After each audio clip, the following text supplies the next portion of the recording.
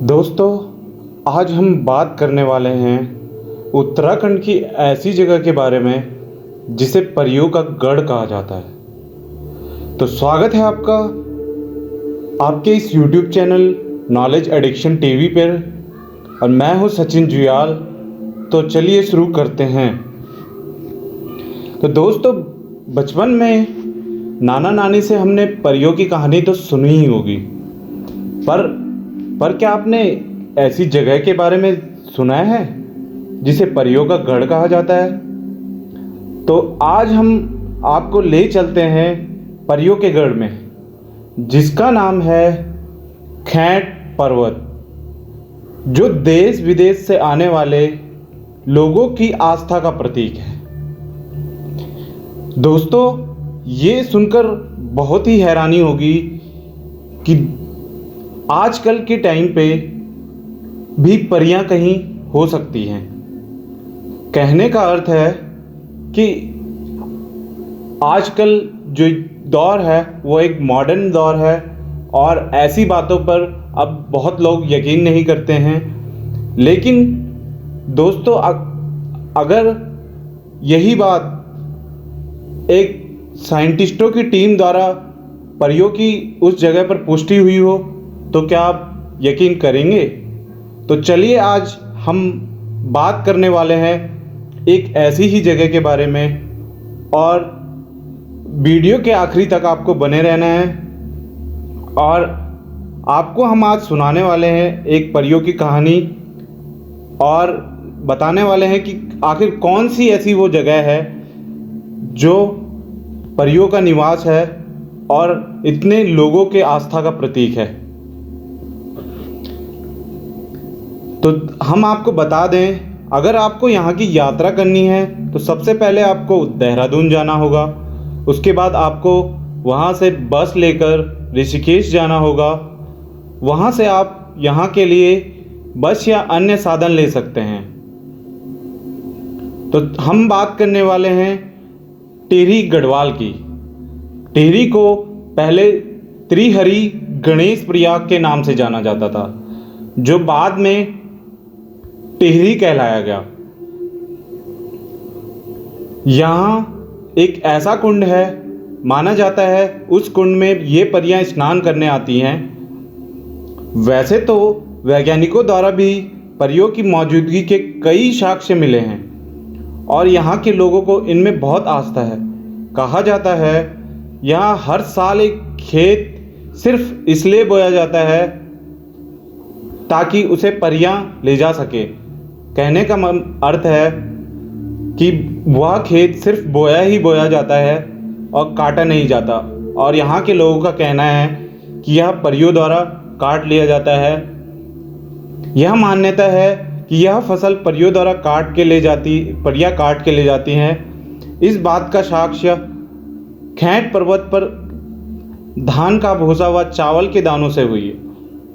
वैसे तो कई लोग इसे अंधविश्वास के तौर पर मानते हैं, परंतु आगे अपनी वीडियो में हम आपको बताएंगे कि किस तरह इसकी जांच हुई है।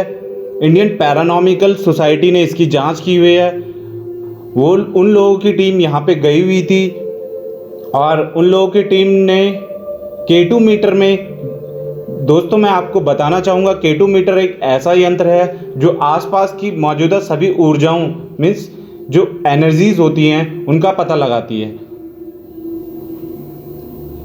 तो हम आपको बताएंगे कि यह पर्वत आखिर क्यों, यह पर्वत इतनी ख्याति बटोरे हुए है। क्या यह एक अंधविश्वास है या फिर सच में ही वहाँ पर परियों का निवास है, वहाँ पर परियां रहती हैं?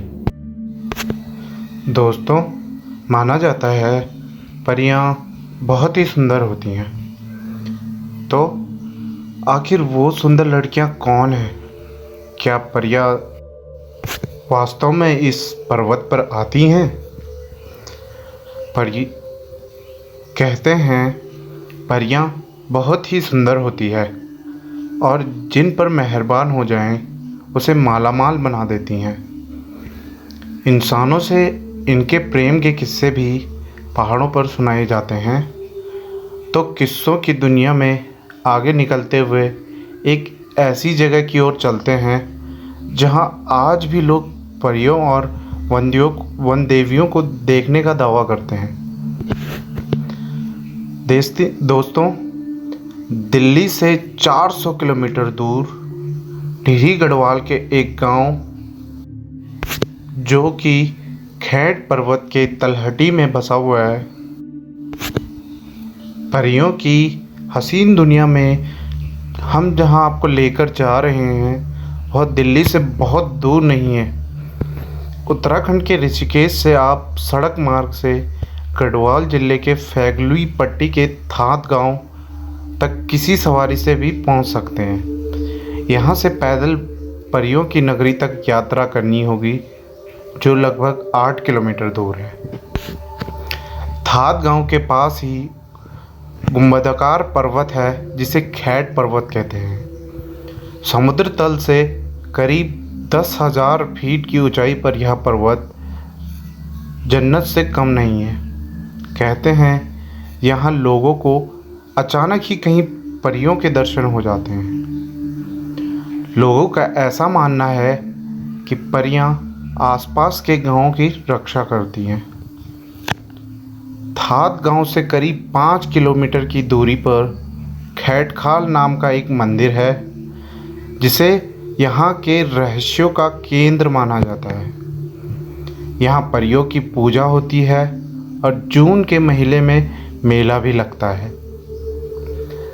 परियों को चटकीला रंग, शोर और तेज संगीत पसंद नहीं है, इसीलिए यहाँ इन बातों की मनाही है।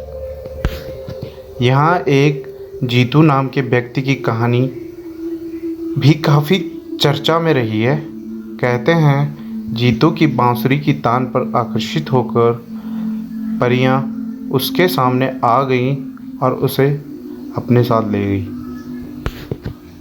यहाँ एक रहस्यमयी गुफा भी है जिसके बारे में कहा जाता है कि इसके आदि अंत का पता अभी तक नहीं चल पाया है।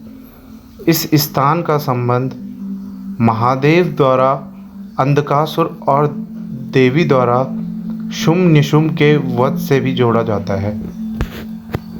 कुछ लोग अलौकिक कन्याओं को योगिनियाँ और वनदेवी भी मानते हैं।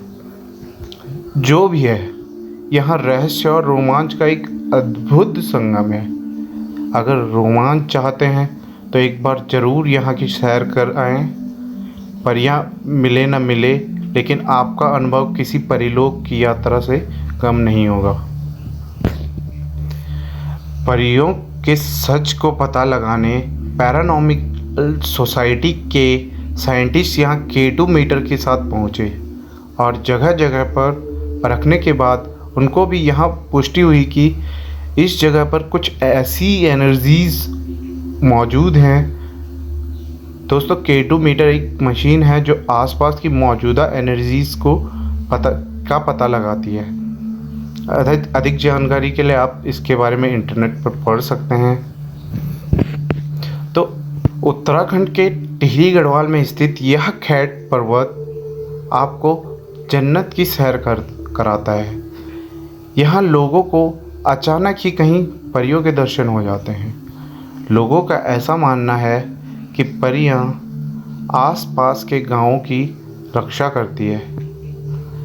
किस्सों की दुनिया से आगे निकलते हुए यह एक ऐसी जगह है जहाँ आज भी लोग परियों और वन देवियों को देखने का दावा करते हैं।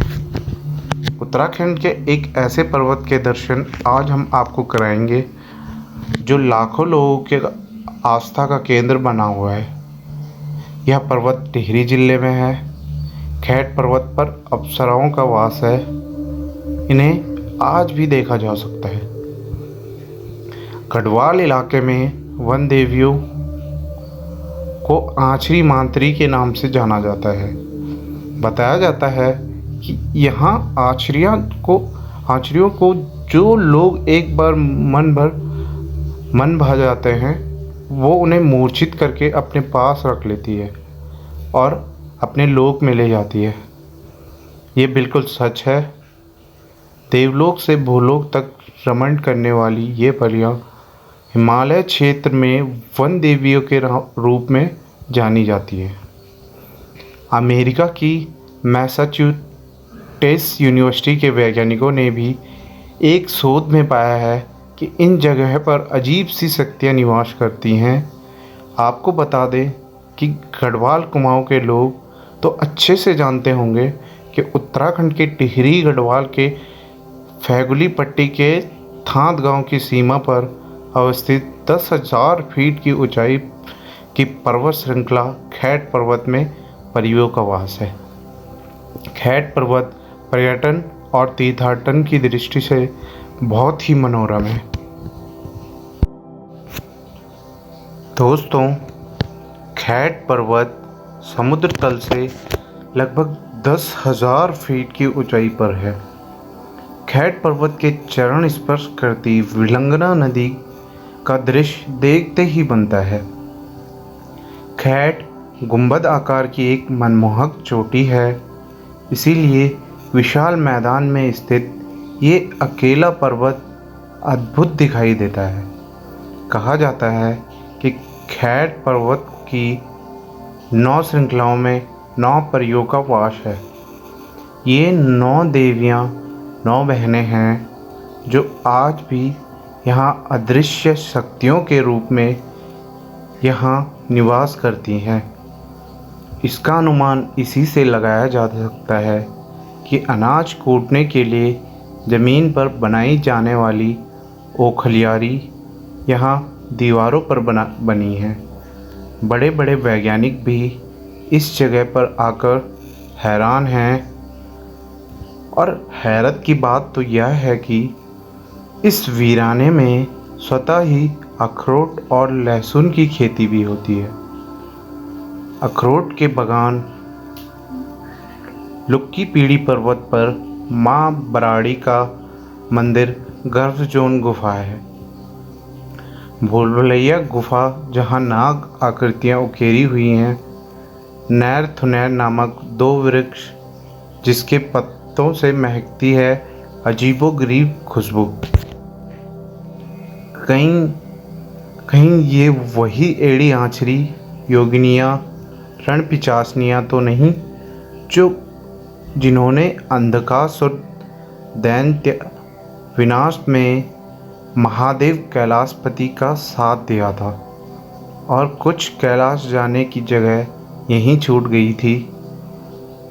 इस चोटी में मखमली घास से ढका एक खूबसूरत मैदान है, जहाँ से दृष्टि उठाते ही सामने क्षितिज में एक छोर तक फैली हिमचोटियों के भव्य दर्शन होते हैं। आसपास दूर दूर तक कोई दूसरा पर्वत शिखर न होने से ये इकलौता लघु शिखर अत्यंत भव्य मैदान पर पहुंचकर ऐसा आभास होता है मानो हम वसुंधरा की छत पर पहुंच गए हैं। दिल इस पर्वत शिखर से लौटने की अनुमति आसानी से नहीं देता है। कहते हैं कि थात गांव से 5 किलोमीटर दूरी पर स्थित खैट खाल मंदिर रहस्यमयी शक्तियों का केंद्र है।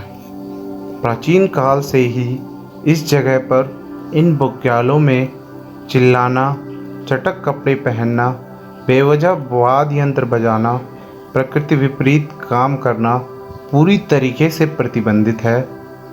इसीलिए वहाँ जाएं तो 3 दिन तक नियम संयम और बिना शराब कबाब शवाब के साथ रहें।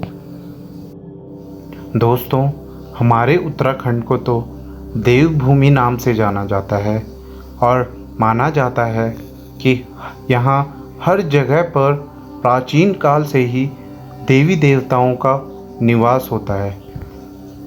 वैसे तो कई मान्यताएं भी प्रचलित हैं और खैट पर्वत के बारे में तो कई कहानियाँ भी आपको सुनने को मिलेंगी, लेकिन हम आपको आज एक ऐसी घटना के बारे में बताएंगे जिसको यहाँ के लोग बहुत अधिक मानते हैं और जो खैट पर्वत के तलहटी में एक गांव बसा हुआ है वहाँ के लोग तो परियों के लिए हर साल एक खेत भी बोते हैं और कहते हैं कि वह खेत सिर्फ बोया जाता है, उसे काट कर परियां लेकर चली जाती हैं। और इस बात की पुष्टि खैट पर्वत पर मिले धान व धान के भूसे से हुई। यहाँ इंडियन पैरानॉमिकल सोसाइटी की टीम एक बार लगभग आधी रात को 12 बजे, जैसा कि मान्यताओं के अनुसार कहा गया है, पैरानॉमिकल सोसाइटी की टीम रात को 12 बजे यहाँ पहुँची और जांच पड़ताल शुरू कर दी।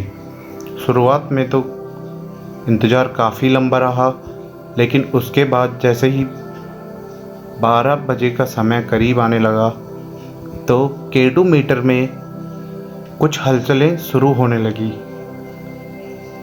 तो इंडियन पैरानॉमिकल सोसाइटी ने उनसे बात करने की कोशिश की तो K2 मीटर में मानो ऐसा संकेत आया जैसे वो भी उनसे बात करना चाहती हैं।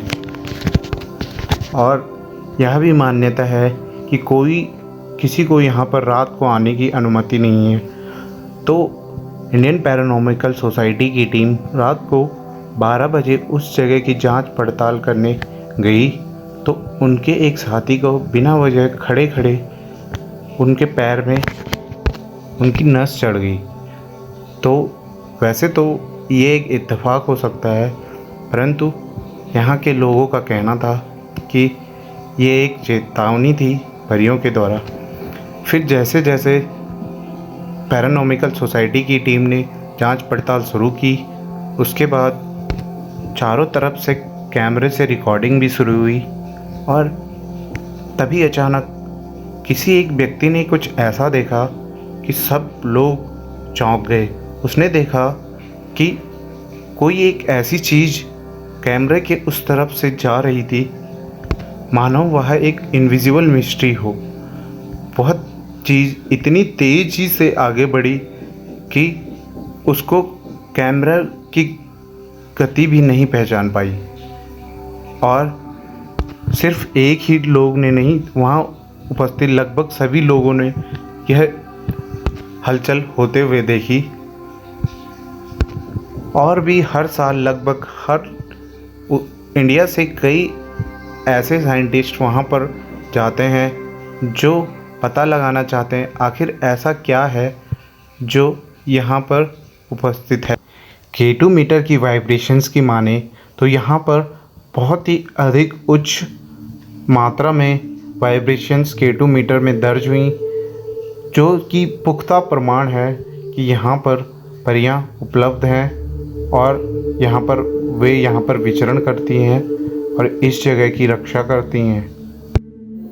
ऐसा माना जाता है भगवान कृष्ण जब केदारखंड आए थे तब उनके पीछे पीछे गोपियाँ भी यहाँ आ गई थी और बाद में उनकी आत्मा ही आछरी बनी या फिर परी बनी।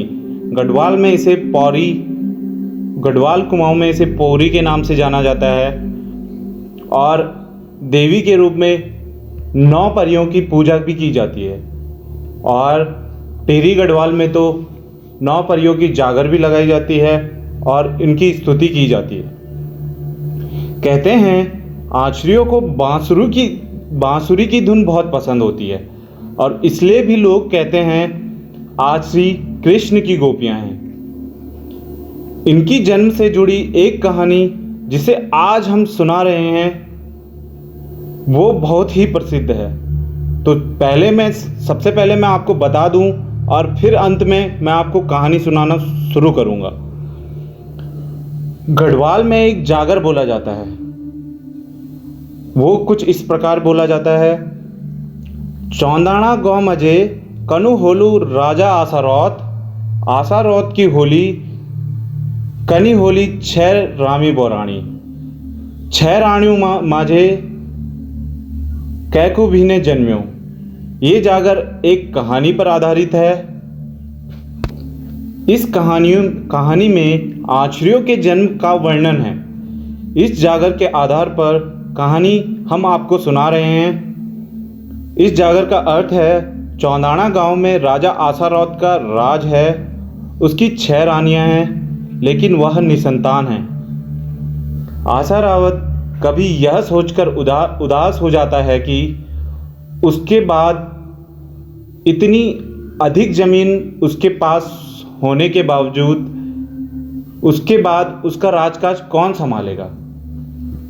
तो चलिए कहानी शुरू करते हैं। आई होप आपको ये कहानी अच्छी लगेगी और आपको हमारे साथ वीडियो के अंत तक बने रहना है।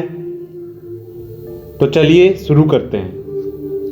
एक दिन राजा ने सभी 6 रानियों को बुलाया और उनके सामने वह अपनी भावनाओं को काबू में नहीं रख पाया। वह रोने लगा।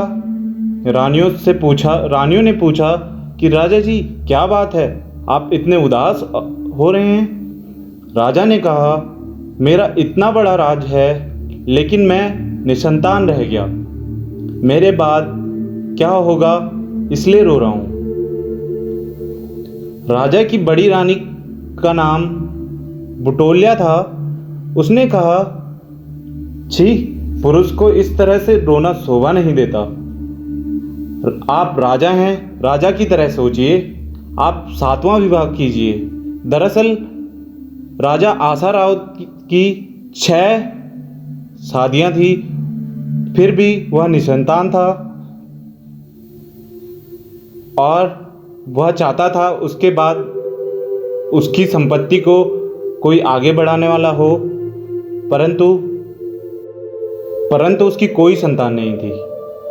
तो रानी ने कहा, आप राजा हैं, राजा की तरह सोचिए, 7वां विवाह कर लीजिए। मेरे स्वामी, आप थात के गांव जाओ और वहां 7वां विवाह करके ले आओ। बड़ी रानी के कहने पर राजा आशा रावत थात के गांव चल पड़ा। तो अब राजा बड़ी ही आस लेकर थात के गांव चल पड़ा। राजा बन ठन के अपनी मखमली टोपी पहनकर थात के गांव में दीपा पंवार के घर चले जाता है। दीपा पंवार ने राजा का खूब आदर सत्कार किया। जैसा कि आप लोग सभी जानते ही होंगे, हमारा भारत देश में ये माना जाता है कि अतिथि देवो भव। तो उसी प्रकार दीपा पंवार ने भी राजा का उसी प्रकार स्वागत और उनसे थात के गांव आने का कारण पूछा। उन्होंने कहा, हे राजन, आप थात के गांव आने का प्रयोजन बताइए। तब राजा ने अपनी व्यथा बताई और कहा कि वह निसंतान रह गया है। 6 रानियां होने के बाद भी किसी को भी संतान की प्राप्ति नहीं हुई। राजा कहता है कि मैं यहाँ आपकी छोटी बहन देवा का हाथ मांगने के लिए आया हूँ। मैं उसे अपनी 7वीं रानी बनाना चाहता हूँ। इसके बाद दीपा पंवार ने कहा, हे राजन, आप परेशान ना होइए, मैं अपनी छोटी बहन की शादी आपसे करने के लिए तैयार हूँ। फिर उसके बाद क्या था, शादी बड़ी धूमधाम से हुई और देवा दुल्हन बनकर चौदान पहुँच जाती है। चौदान राजा का गांव कहा जाता है और परियों के नगर के नाम से भी बहुत ही फेमस है। यह टिहरी गढ़वाल में स्थित है। तो कुछ समय बीत जाने के बाद रानी देवा गर्भवती हो गई और कुछ समय बाद उन्होंने 9 बेटियों को जन्म दिया। उसके बाद क्या था, आशा रावत बहुत ही प्रसन्न हुए। उन्होंने उनका नाम कुछ इस प्रकार रखा, जैसे कमला रौतेली, देवी रौतेली, आशा रौतेली, बांसदेई रौतेली, इगुली रौतेली, बिगुला रौतेली, सदई रौतेली, बरदई रौतेली और गर्दुआ रौतेली। ये 9 बहनें आम बच्चों जैसी नहीं थी। वे कोई चमत्कार से कम नहीं थे। कहा जाता है कि जब वे 5 दिन की थी तो अपनी छज्जा पर चलने लग गई थी। दोस्तों, छज्जा गढ़वाल में बालकनी को कहा जाता है और कहा जाता है 12 वर्ष तक वो सुंदर युवतियां बन चुकी थी। उनको सजने संवरने का बहुत शौक था। एक दिन की बात है, वे अपने पिताजी के पास गई और उन्होंने उनसे सुंदर कपड़े और गहने बनाने के लिए कहा। अब जैसा कि राजा के पास किसी भी चीज़ की कमी नहीं थी, उसने अपनी सभी बेटियों के लिए नए नए और सुंदर सुंदर गहने बना दिए और ये सब पहनकर वे 9 बहनें और सुंदर दिखने लगी और नगर में कोलाहल करने लगी। उन सभी बहनों ने 16 श्रृंगार करके गांव के मंडाण में जाकर सुंदर नृत्य किया और रात होने से पहले सभी बहनें घर आ गई। तो रात को जब वे सब गहरी नींद में थी, तो उन सभी 9 बहनों के सामने सभी 9 बहनों के सपने में सेम का नागराजा आया। उन्होंने सपने में देखा कि भगवान उनके साथ अटखेलियां कर रहा है। सेम का नागराजा ने उन्हें अपनी रानी बनाकर उनके साथ संबंध बनाए। सुबह उठकर जब सभी बहनों ने टीके की थाली निकाली और गागरी उठाकर पंदेरे की तरफ चल दी। दोस्तों, पंदेरा एक प्राकृतिक स्रोत होता है जो गढ़वाल और कुमाऊं में पानी लाने के लिए इस्तेमाल किया जाता है। तो वो सब बहनें पंदेरे चली गई और जल स्रोत का जो झरना था वहाँ से पानी लेने के लिए गागर भी अपने साथ ले गई। वहाँ उन्होंने स्नान किया, उन्होंने सुंदर कपड़े पहने, गहने पहने, गगरी पानी से भरी, पर वे घर नहीं लौटी। कहते हैं कि जब उन्होंने अपने गांव की तरफ देखा तो वहाँ अंधेरा हो रखा था और जंगल की तरफ देखते ही उन्हें वहाँ धूप खिली हुई नजर आई और वहाँ बहुत ही आकर्षक नज़ारा उनको दिखाई दिया। उनकी नज़र वहाँ जंगल में फूलों पर पड़ी, जहाँ कई तरह के फूल खिले हुए थे। फूल देखकर उनका मन हर्षित हो गया। जब वे अब वो बहनें बिना देर किए जंगल की तरफ चली गईं और उन्होंने अपने लिए फूलों की एक माला बनाई। माला को पहनकर वे इंद्र की अप्सरा से जैसी लगने लगी। इसके बाद वे अपने पुरोहितों के गांव गई, जहां उनकी सांकरी यानी दुपट्टा छूट गया। उस दिन से उस गांव का नाम सांकरी पड़ गया। गांव वालों ने उनका खूब आदर सत्कार किया, उनको खीर खिलाई। वहाँ से वे 9 बहनें अपने मामा के गांव के लिए चली गई। उनका मामा दीपा पवार अपनी भांजियों को देखकर बहुत खुश हुआ। वहाँ उन्होंने चिवड़ा खाए और अखरोट आदि खाए। चिवड़ा उत्तराखंड में धान को कूट कर बनाया जाने वाला एक विशेष प्रकार का व्यंजन है। इसको बनाने के लिए सबसे पहले धान को सुखाकर बहुत अच्छी तरीके से कूटा जाता है और उसे गुड़, अखरोट आदि के साथ खाया जाता है। अपने मामा को पूछकर वे सभी बहनें गांव के कुएं में चली गई। वहाँ उन्होंने पानी में अपनी छाया देखी तो एक दूसरे से वार्तालाप करने लगी, यही कि मैं तुमसे ज़्यादा सुंदर हूँ, मैं तुमसे अधिक सुंदर हूँ। ऐसे ही हंसते खेलते हुए वे टिन्या के भेल चली गई। गढ़वाल में भेल का अर्थ होता है एक सकरा रास्ता, जो कि बहुत ही ऊंचा पहाड़ में बना होता है, जिसको पहाड़ी ढलान के नाम से भी जाना जाता है। तो वहाँ से उन्होंने देखा कि मामा के गांव में तो रात हो रखी है। उन्होंने जंगलों से आगे ऊंचा खैट खाल देखा तो वहाँ खूब धूप खिली हुई थी। बस फिर क्या था, सब बहनें वहाँ चल दी। वहाँ खैट का राक्षस रहता था। सेम के नागराजा ने उन्हें खैट खाल जाते हुए देख लिया। वह उनके आगे आगे चलने लग गया। सेम के नागराजा ने राक्षस की मति भी अच्छी कर दी। इसीलिए जब वे बहनें राक्षस से मिली तो उसने उनका खूब आदर सत्कार किया और पूछा, हे छोटी बहनों, तुम किस गांव की हो? उन बहनों ने अपने गांव का नाम बताकर खैट खाल के पर्वत में घूमने के लिए कहा। इसके बाद वे सभी खैट खाल पहुंच गई, पर कहते हैं वहां से फिर अपने गांव कभी वापस लौट कर नहीं आई। माना जाता है सभी 9 बहनें खैट खाल पर्वत में जाकर आछरी बन गई।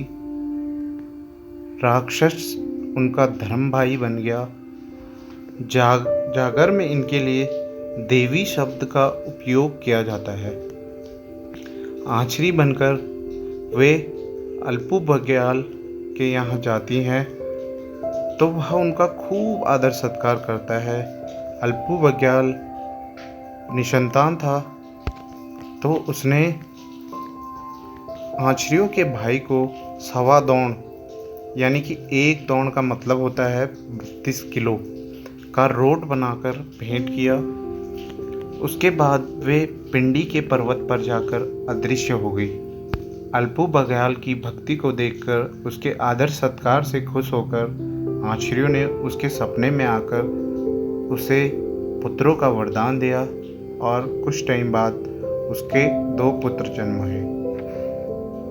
अल्पू बग्याल ने खैट खाल में उनका एक मंदिर बनाया जो कि आज तक आस्था का केंद्र बना हुआ है। कहते हैं आछरी अब भी सुंदर युवक को देखकर मोहित हो जाती है और उसे मूर्छित कर अपने परिलोक में ले जाती हैं। तो दोस्तों, आज की हमारी वीडियो में इतना ही।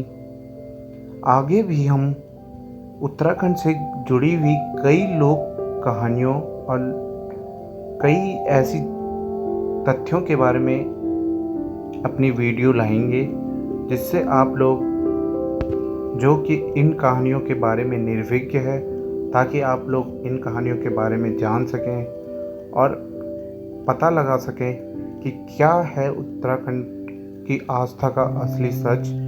क्या वास्तव में जागर क्यों लगाई जाती है? क्या वास्तव में देवी देवता का कोई अस्तित्व था?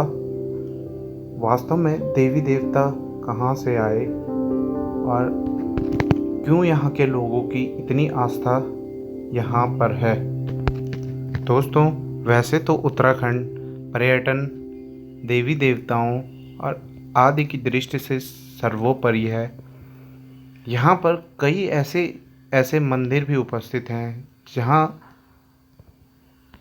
जो ऐतिहासिक रूप से बहुत ही महत्वपूर्ण है, लेकिन उनको इतिहास में उनका कोई जिक्र नहीं है। लेकिन यहाँ के लोगों की कहानियों में बताया जाता है कि कैसे यहाँ के लोग पहले रहा करते थे, कितना संघर्षमयी जीवन यहाँ पर लोगों का हुआ करता था। और अगर आप लोग खैट पर्वत की यात्रा करना चाहते हैं तो आप लोग भी वहाँ जा सकते हैं, लेकिन आपको मैं यही सलाह दूंगा कि जो वहाँ की मान्यताएं हैं उनको ठेस न पहुँचाते हुए, वहाँ की लोगों की बातों को ध्यान में रखते हुए, वहाँ की मान्यताओं और नियमों का पालन करते हुए ही आगे बढ़ें, ताकि कोई आपको कुछ नुकसान नहीं पहुँचा सके। दोस्तों, अगर आपको लग रहा है कि यह एक झूठी कहानी है तो आप इंडियन पैरानॉर्मिकल सोसाइटी की कई ऐसी रिपोर्ट्स की जांच कर सकते हैं, जिन्होंने उसमें पाया कि वास्तव में वहाँ पर कुछ ऐसी वाइब्रेशंस थी जो कि कहीं और मौजूद नहीं होती। और पैरानॉमिकल सोसाइटी ने अत्याधुनिक उपकरणों द्वारा वहाँ की जांच की और पिछले साल अमेरिका की भी एक साइंटिस्ट की टीम वहाँ पर सच का पता लगाने आई थी। तो उन्होंने भी काफ़ी अत्याधुनिक उपकरणों द्वारा वहाँ पर सर्च ऑपरेशन किया और उसके बाद उन्होंने भी यह माना कि यहाँ पर ऐसी कुछ वाइब्रेशंस उपलब्ध हैं जिससे कि यहाँ के लोग मान्यताओं के तौर पर मानते हैं। और देश विदेश में भी यहाँ के खैट पर्वत के बारे में कई आस्था है। इसे परियों के देश के नाम से जाना जाता है। इंडिया टीवी, आज तक, जी न्यूज़, यहाँ तक कि बड़ी बड़ी न्यूज़ चैनल्स की बहुत सारी टीमें यहाँ पहुँच चुकी हैं और कईयों ने यहाँ बहुत ही अच्छा रिसर्च भी किया और सबने यही पाया कि यहाँ पर ज़रूर कुछ ऐसी शक्तियाँ मौजूद हैं जो कि यहाँ आस्था का प्रतीक बनी हुई हैं। तो दोस्तों, उत्तराखंड एक बार ज़रूर आइए। आपको यहाँ की संस्कृति, यहाँ के लोगों का रहन सहन और यहाँ की मान्यताओं के बारे में जानकर बहुत ही हर्ष होगा और मैं दावा करता हूँ आपकी यह यात्रा बहुत ही मंगलमय होगी। तो दोस्तों, आज की वीडियो को हम यहीं पर समाप्त करते हैं और आगे भी हम आपको ऐसी ही कुछ ऐसी इंटरेस्टिंग स्टोरीज़ के बारे में बताएंगे और देश विदेश से जुड़ी कई ऐसी अनसुलझे रहस्यों, तथ्यों के बारे में विचार करेंगे। और आपसे मैं कहना चाहूँगा कि अगर आपको ये वीडियो हमारी अच्छी लगी तो कमेंट बॉक्स में एक फीडबैक की तौर पर यह ज़रूर बताएं कि आप किस तरह की वीडियोस देखना पसंद करते हैं। और इस वीडियो के बारे में अगर आपको और अधिक जानकारी है तो हमें कमेंट के माध्यम से हमें बता सकते हैं, या फिर अगर आपको हमारी वीडियो पसंद आई तो लाइक, शेयर और सब्सक्राइब ज़रूर करें। धन्यवाद। मिलते ही बहुत जल्द अपने अगली वीडियो में। तब तक के लिए जय हिंद, जय भारत।